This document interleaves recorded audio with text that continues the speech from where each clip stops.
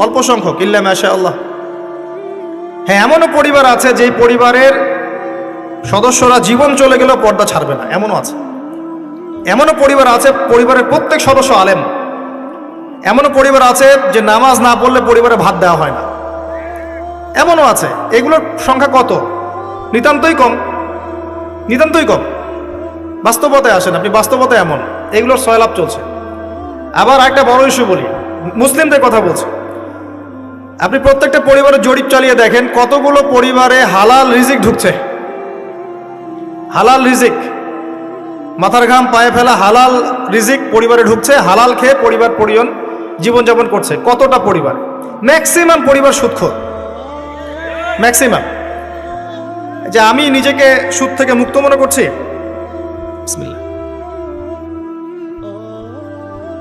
মনে করেন আমি একটা বাসায় ভাড়া থাকি, কথার কথা, মনে করেন কথার কথা। এখন ধরেন বাসার মালিক সুদী ব্যাংক থেকে লোন নিয়ে বাড়ি করেছে, কথার কথা, এক্সাম্পল দিচ্ছি। এখন এই টাকাগুলো, ভাড়াটিয়াদের টাকাগুলো নিয়ে তিনি ব্যাংকের লোন শোধ করেন, কথা বুঝতে পারছেন? আর একবার লোন নিলে তো শোধ করা চারটাখানি কথা না, চক্রবৃদ্ধি হারে বাড়তে থাকবে। এটাই ওদের উদ্দেশ্য ছিল, রক্ত চুষে খাওয়া, সাক। যার ফলে ধনী ধনী হতে থাকে, গরিব আস্তে আস্তে আরো গরিব হতে থাকে। আর আমি অনেকদিন বলেছি এটা মায়ের সাথে জেনা করার মতো পাপ, এবং আল্লাহ এবং তার রাসূলের সাথে যুদ্ধ করার মতো পাপ। দলিল আপনি সহিহ বুখারী খোলেন আর সূরা বাকারা পড়েন। সহিহ বুখারীতে আরও আছে 36 বার জেনা করলে যে গুনাহ হয়, 1 দিরহাম সুদ খেলে সেই গুনাহ হয়। এখন মনে করেন আমি রেন্ট দিচ্ছি, বা আরো 10 জন রেন্ট দিচ্ছে, এই রেন্টগুলোকে তিনি একত্রিত করে ঋণ শোধ করছেন সুদের। ইনডাইরেক্টলি, পরোক্ষভাবে আমি নিজেও সুদের সাথে সম্পৃক্ত হয়ে গেলাম। আমি কি বুঝাতে পারছি? যারা এগুলো থেকে সম্পূর্ণ পবিত্র থাকতে চাবে তাদের গায়েও সুদের ছিটাফোঁটা এসে লাগবে।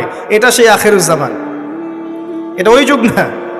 এই যুগের কথাই নবী সাল্লাল্লাহু আলাইহি ওয়াসাল্লাম হাদিসের মধ্যে বলেছেন, এমন যুগ আসবে যে মানুষের পক্ষে রিবা থেকে বেঁচে থাকে এত দুষ্কর হয়ে যাবে যে যারা বেঁচে থাকতে চাইবে তাদের গায়েও সুদের ছিটাফোঁটা এসে লাগবে। এই হলো সেই যুগ। আর যে খায়, যে দেয়, যে লিখে রাখে, যে সাক্ষী থাকে, 4 জনকে, 4 শ্রেণীর মানুষকে নবী সাল্লাল্লাহু আলাইহি ওয়াসাল্লাম সমান অপরাধী বলেছে। আমাদের ম্যাক্সিমাম পরিবারগুলোতে যান, দেখবেন সুদের সাথে আমরা সম্পৃক্ত আছি। যতই বলি, ব্যক্তিগত জীবনে দেখবেন, ইবাদত বন্দেগীর জীবনে গিয়ে দেখবেন পাক্কা মুসল্লি, কপালে সেজদার দাগ আছে। অর্থনৈতিক জীবনে গিয়ে দেখবেন পাক্কা সুদখোর, ঘুষখোর, দুর্নীতি করছে, ট্যাক্স ফাঁকি দিচ্ছে, বা সরকারের মাল আত্মসাৎ করে খাচ্ছে।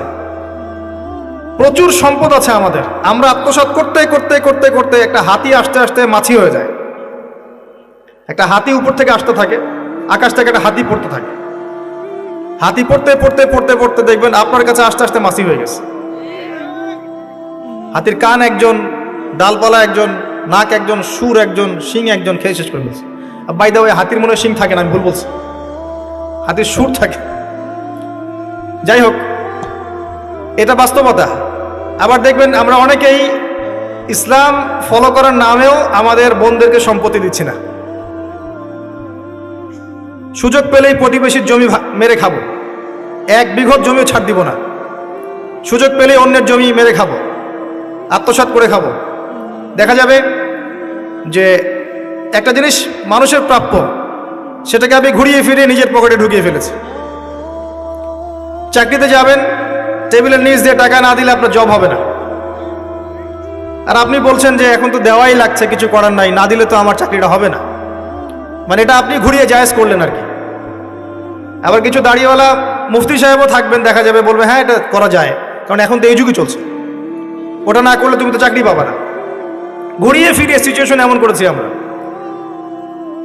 বাস্তবতা এমন, এখানে আইওয়াস শোডাউনের প্রশ্নই ওঠে না। মানে এখানে ইসলামের বেসিক জিনিসগুলোর বালাই নাই। উঁচু উঁচু বিষয়গুলো অনেক দূরের পথ, অনেক দূরের পথ। জিহাদ ফি সাবিলিল্লাহ, ইসলামী খিলাফা, কিতাল ফি সাবিলিল্লাহ, ইসলামী হুকুমত, আল্লাহর জমিন, আল্লাহর দিন প্রতিষ্ঠা, উঁচু স্কেলের কথা, অনেক উঁচু স্কেলের কথা। নিচু স্কেলগুলো তো দেখাচ্ছি আপনাকে, নিচু স্কেলগুলো। 5 ওয়াক্ত সালাত এটা এমন একটা বিষয় ছিল উম্মার মধ্যে যে একজন মুসলিম 5 ওয়াক্ত সালাত পড়ে না, এটা চিন্তাই করা যেত না। শতাব্দীর পর শতাব্দী এমন জেনারেশন চলে গেছে যারা 5 ওয়াক্ত নামাজ পড়তো না, মুসলিম পরিবারের সন্তান, এটা কল্পনাও করা যেত না। এখন অ্যাভেলেবেল, ঘরে ঘরে দেখবেন বেনামাজিদের ভর্তি। মুসলিম মেয়েরা পর্দা করবে না, এটা কল্পনাও করা যেত না। এখন ঘরে ঘরে দেখবেন জিন্স আর গেঞ্জি, জিন্স আর গেঞ্জি, ছেলেদের পোশাক পরে রাস্তাঘাটে ঘুরছে। ইভেন গ্রামগুলোতেও, গ্রামে অনেক সময় এমন এমন দৃশ্য দেখা গেছে চোখে, দেখে আমরা মনে করতেছি আমরা কি ঢাকা শহরে আছি নাকি নিউ ইয়র্ক। আবার গ্রামের মেয়েরা আবার অত্যাধুনিক, কপি করতে করতে দেখা যায় অনেক সময় শহরের মেয়েদেরকে হার মানিয়ে ফেলে। এটা কল্পনায় ছিল না যে মেয়েরা এমন পোশাক পরে ঘোরে মুসলিম পরিবারে। মুসলিম পরিবারের মানুষ কোরআন তেলাওয়াত করতে পারে না, এমনটা হিস্ট্রিতে কখনো ছিল না, খুব কম, রেয়ার। এখন এসে দেখবেন এটা অ্যাভেলেবেল, ঘরে ঘরে দেখবেন কোরআন পড়তে পারে না। কোরআন তিলাওয়াতের কথা বলছি, এবারত তো অনেক দূরের কথা, এবারত বুঝতে তো আরো 10 বছর লাগবে। তারপরে হাদিসের কিতাব, ফিকহের বই, ইসলামের ইতিহাস, ইসলামিক অর্থনীতি, জিও পলিটিক্স, অনেক দূরের পথ। আমি শুধু নর্মাল কোরআন তেলাওয়াতের কথা বলছি, বিশুদ্ধ করে। একটা মক্তবের বাচ্চার যে যোগ্যতা, দেখবেন জেনারেল পড়ুয়া BBA করে বের হয়েছে, ওর সেই যোগ্যতা নাই কোরআনের ক্ষেত্রে। একটা মাদ্রাসার ছোট ক্লাসের বাচ্চা, ক্লাস 5-6-এ পড়ে, দেখবেন কোরআন যেভাবে পড়তে পারে, একজন বাইরে থেকে ডিগ্রি নিয়ে আসছে সেটা পড়তে পারে না। এরপরেও সে বলছে আমি শিক্ষিত, এবং সেখান থেকে পাশ করে এসে বলছে যে ইসলাম এই যুগে চলে না, ওই যুগে চলতো, পর্দার বিধানগুলো আসলে ওই যুগে ভালো ছিল, এই যুগে এগুলো চলে না, এটা এগিয়ে যাওয়ার যুগ, এটা কো এডুকেশনের যুগ, এবং এটা হচ্ছে ফ্রি মিক্সিংয়ের যুগ। ফ্রি মিক্সিং বোঝেন তো, নারী পুরুষ একসাথে চলবে, মাহারাম গায়রে মাহারাম একাকার, এটার নাম ফ্রি মিক্সিং। যেমনটা আপনার স্কুলে চলছেন, কলেজে চলছেন, ইভেন জব সেক্টরেও চলছেন, প্রতিটা সেক্টরেই চলছেন, ইভেন পলিটিক্যাল ক্ষেত্রেও চলছেন ফ্রি মিক্সিং। মিছিল করছেন, সামনে মহিলা, পিছনে আপনি, ফ্রি মিক্সিং।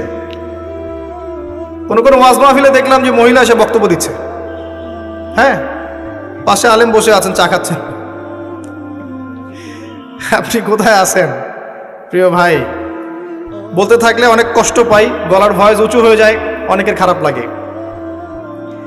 কিন্তু কিছু বিষয় না বললে হক আদায় হয় না।